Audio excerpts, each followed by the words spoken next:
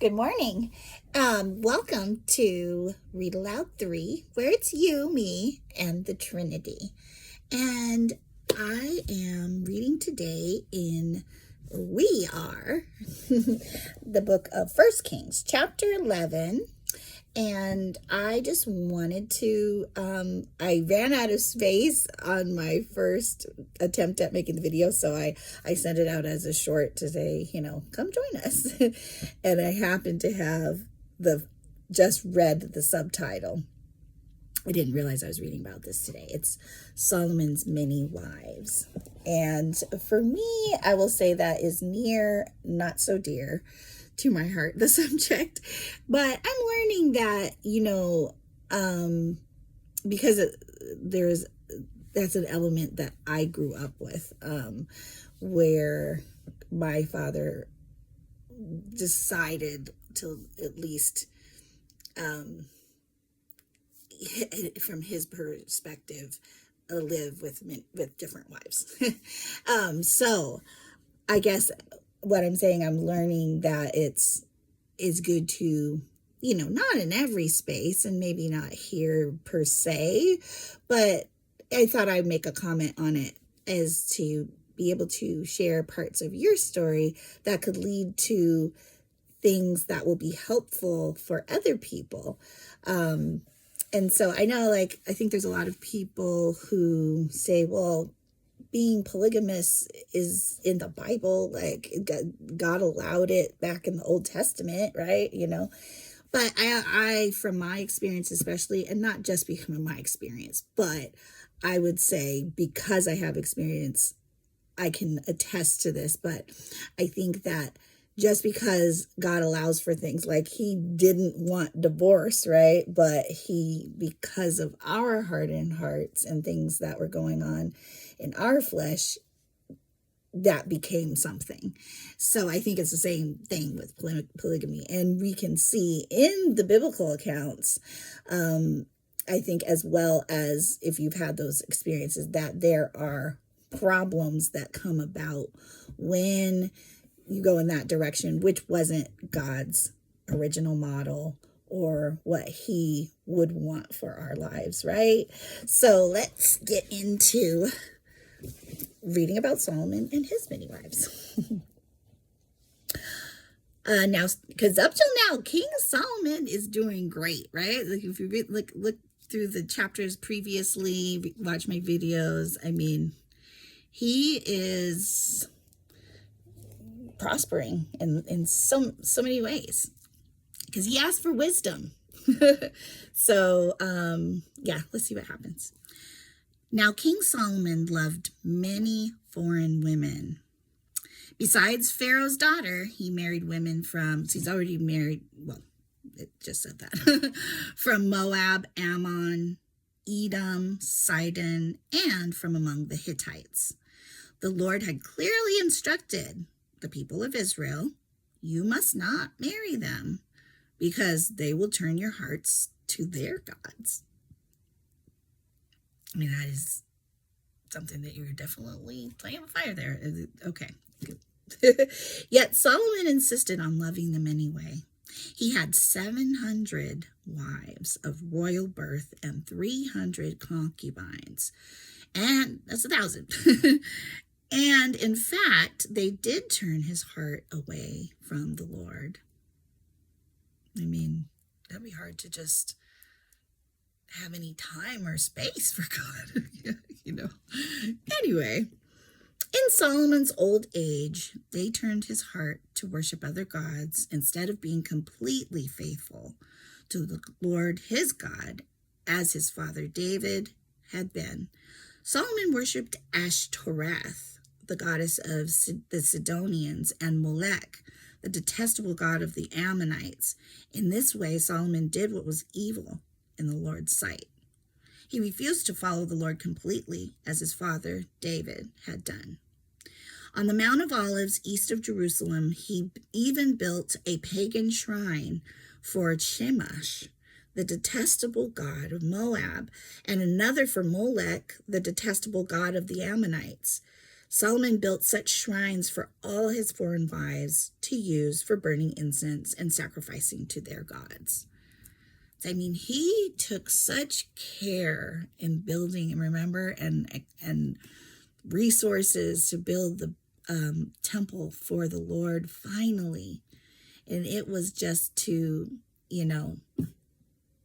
the only, that God even had said, like, this is where I will dwell.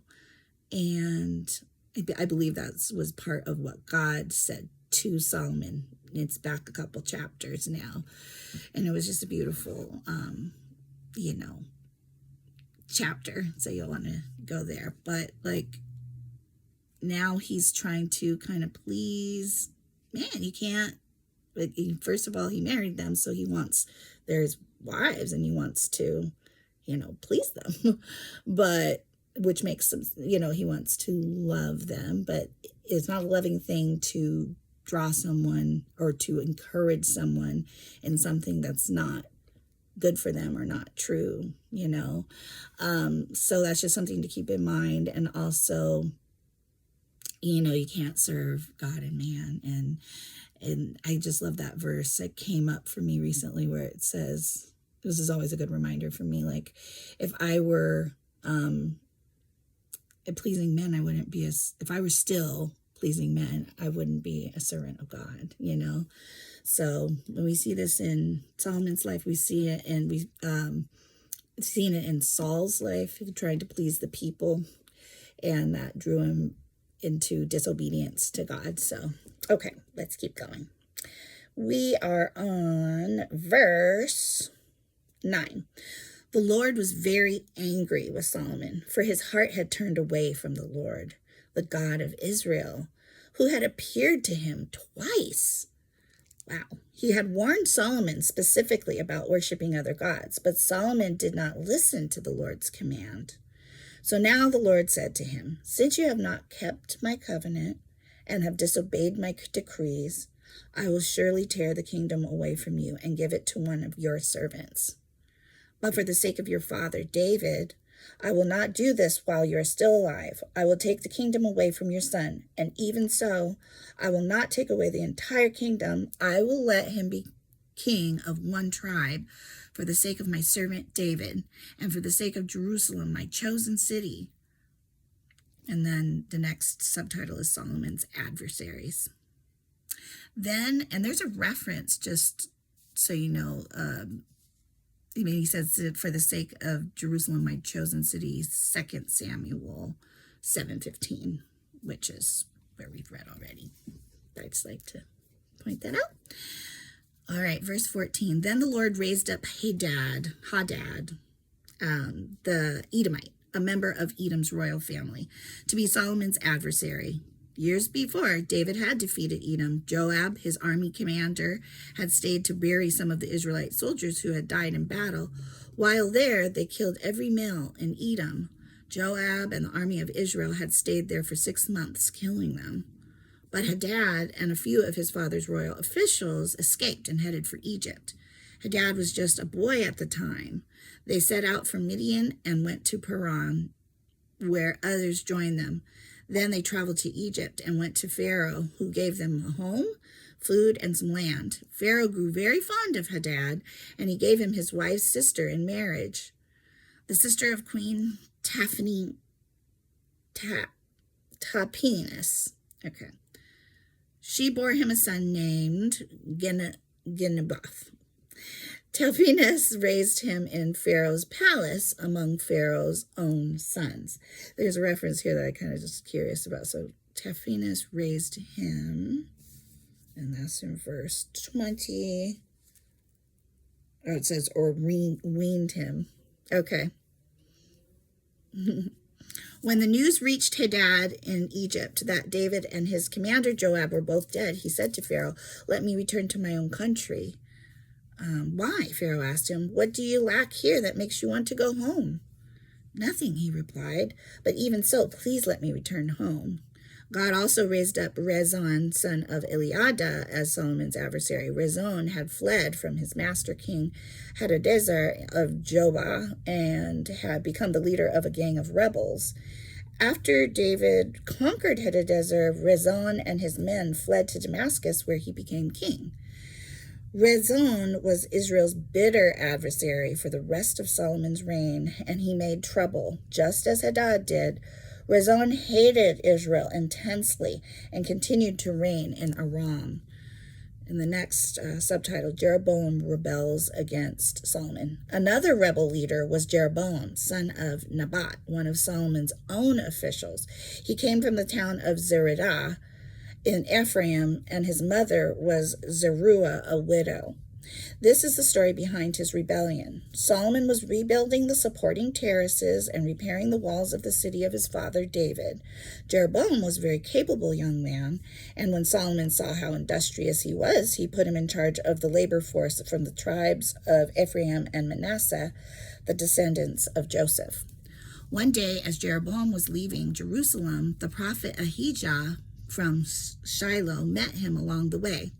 Ahijah was wearing a new cloak. The two of them were alone in the field. And Ahijah took hold of the new cloak he was wearing and tore it into 12 pieces. Then he said to Jeroboam, "Take one of these pieces, for this is what the Lord, the God of Israel, says. I'm about to tear the kingdom from the hand of Solomon, and I will give 10 of the tribes to you. But I will leave him one tribe for the sake of my servant David and for the sake of Jerusalem, which I have chosen out of all the tribes of Israel. For Solomon has abandoned me and worshipped Ashtoreth, the goddess of the Sidonians, Chemosh, the god of Moab, and Molech, the god of the Amorites. He has not followed my ways and done what is pleasing. He has not followed my ways and done what is pleasing in my sight. He has not obeyed my decrees and regulations as David his father did. But I will not take the entire kingdom from Solomon at this time. For the sake of my servant David, the one whom I chose and who obeyed my commands and decrees, I will keep Solomon as leader for the rest of his life. But I will take the kingdom away from his son and give 10 of the tribes to you. His son will have one tribe, so that the descendants of David, my servant, will continue to reign, shining like a lamp in Jerusalem, the city I have chosen to be the place for my name.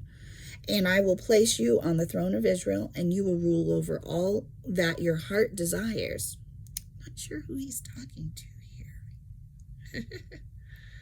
Okay, if you listen to what I tell you and follow my ways and do whatever I consider to be right, and if you obey my decrees and commands as my servant David did, then I will always be with you. I will establish an enduring dynasty for you as I did for David, and I will give Israel to you. Because of Solomon's sin, I will punish the descendants of David, though not forever. Solomon tried to kill Jeroboam, but he fled. I think he's talking to Jeroboam. Okay. But he fled to King Shishak of Egypt and stayed there until Solomon died. And here's the summary of Solomon's reign, starting in verse 41. The rest of the events in Solomon's reign, including all his deeds and his wisdom, are recorded in the book of the Acts of Solomon. Solomon ruled in Jerusalem over all Israel for 40 years. When he died, he was buried in the city of David, named for his father. Then his son Rehoboam became the next king. See how quickly we wrapped up on Solomon's life after the introduction of the chapter, which was Solomon's many wives. I think that's pretty astounding. It's just like, is this introduced an element that made his reign quickly become something that, even though God wanted to honor his servant David for continuing to worship him alone, he obviously was not pleased with Solomon after all, and he took a lot from him, and his life just kind of, it seems like this was going to be where we don't hear much more about Solomon, if at all. I'm not sure how that will go, but I'm not seeing Solomon in the next chapters as I glance over them. So that is definitely interesting. So I hope that you enjoyed reading today with me. And I also hope that you will participate by making some comments in the section, in the space below, and that you will interact with, any subject that really brings curiosity, questions, comments that others may be able to glean something from. So please join in, and I will be looking forward to reading together tomorrow. Have a great day.